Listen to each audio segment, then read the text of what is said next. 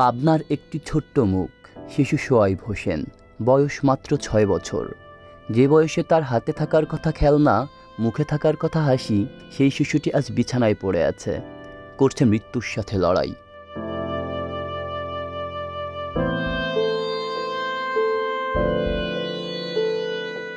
গত বছরের 2রা অক্টোবর চকছাতিয়ানি এলাকার শিশু সোয়াইবকে অপহরণ করা হয়। অপহরণকারী রফিকুল ইসলাম বিপ্লব ছিলেন তার মায়ের পূর্ব পরিচিত। বিস্কুট কেনার প্রলোভনে নিয়ে যাওয়া হয় তাকে। এরপর শুরু হয় নির্মমতার এক ভয়াবহ অধ্যায়।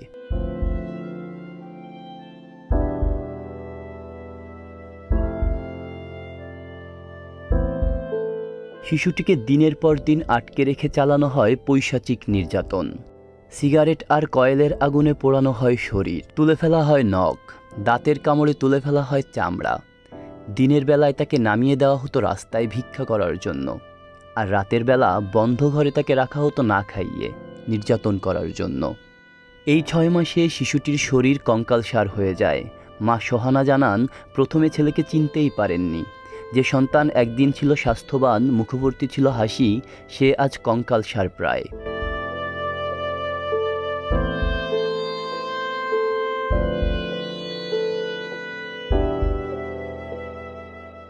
তথ্য প্রযুক্তির সহায়তায় অবশেষে শিশুটিকে উদ্ধার করে পুলিশ।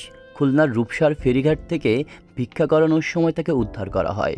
গ্রেফতার করা হয় মূল অভিযুক্ত রফিকুল ইসলাম বিপ্লবকে। বর্তমানে সোয়াইব চিকিৎসাধীন পাবনা জেনারেল হাসপাতালের অর্থোপেডিক্স বিভাগের 26 নম্বর বেডে। তার শরীরে আজও জ্বলন্ত ছ্যাঁকার চিহ্ন।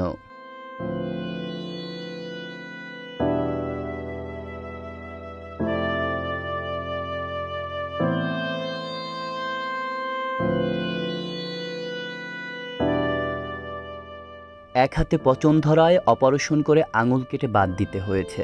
চিকিৎসকরা বলছেন পুরোপুরি সুস্থ হতে সময় লাগবে, তবে আশা আছে। পুলিশ জানিয়েছে, বিপ্লব শিশুটিকে দিয়ে ভিক্ষা করিয়ে এখন পর্যন্ত 10 লাখ টাকার মতো আদায় করেছে। বর্তমানে সে নারী ও শিশু নির্যাতন দমন আইনে মামলার আসামি হয়ে কারাগারে। এই শিশু যেন আরেকটি নমুনা না হয় আমাদের সমাজের নৃশংসতার, আমাদের অবহেলার। এখন আমাদের সবার দায়িত্ব শিশু সোয়াইবের পাশে দাঁড়ানো, আর নিশ্চিত করা এ ধরনের নৃশংসতা আর যেন কারো জীবনে নেমে না আসে।